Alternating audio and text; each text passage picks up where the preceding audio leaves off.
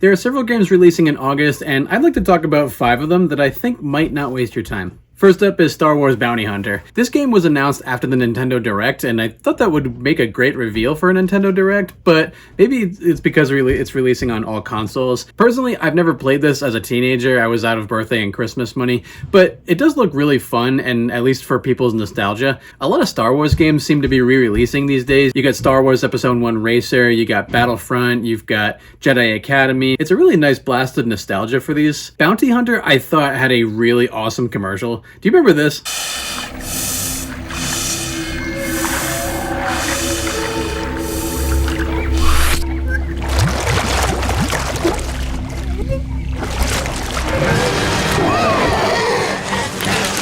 Did you miss me? Yeah, it really looks fun. This game comes in at $20 instead of paying $100 for it on eBay. I'd say this game looks like a decent one. Fun fact, the guy who did the music for Skyrim also did the music for this game. World of Goo 2. Full disclosure, I've actually never played the first, but I remember it being really good. I remember seeing a lot of previews, and my friends had played it and said they really liked it. I put this on the list because I think this is a great alternative to Mario Kart as a way to game with the kids. The puzzles look intriguing, the art style looks amazing, and the first game was kind of short. I mean, it was just under 15 hours. So this one should be around 15 to 20. It also should be around 15 to $20 too, so it might not be a bad pickup. So with Concord, I did say the emphasis was might not be a waste of time. We really don't know exactly how this game is going to do as far as sales goes. It does look like an interesting game at the very least. I mean, it certainly doesn't look like a bad game.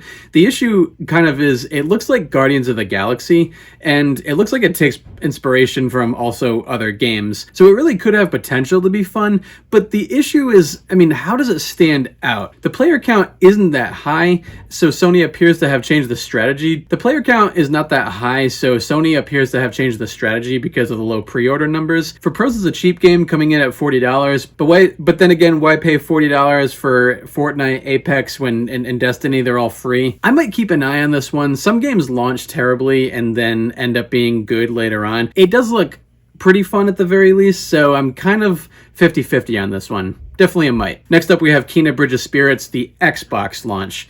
I played this one on PlayStation. Now Xbox gets a turn. It's pretty good. It controls similar to Horizon, but not as smooth. I kind of get frustrated when I dodged an enemy boss, and the boss has some sort of homing attack where it like has to hit you, even if you do dodge. So that was kind of frustrating. But the art and animation style of this game are excellent. I mean, they are as good as a Pixar movie. The same team put together a Majora's Mask movie on YouTube a few years ago, and that was pretty cool. Kena Bridge of Spirits' story was pretty good. I really liked the backgrounds and stuff, and the spirits were really funny. The music was really fun. It was very listenable outside the game. There was a few cute moments in the game, and it was actually lower priced. Because it's lower priced, I mean, it definitely does more good than it does bad, and I would recommend it at a lower price. And finally, Star Wars Outlaws. Is there anyone getting Star Wars fatigue?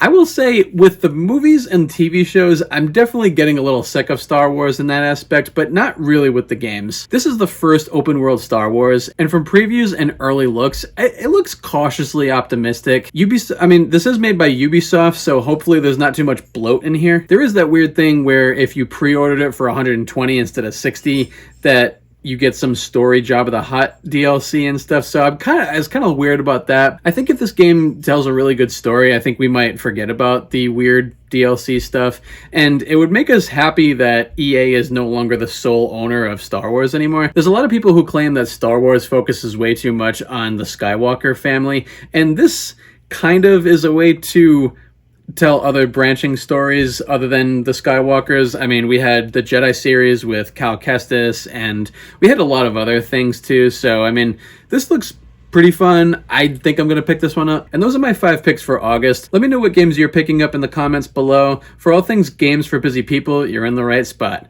Ubisoft made a weird apology. You can check that out. And Nintendo made a weird decision with an accessory that came 7 years after release. And you can check that out right here.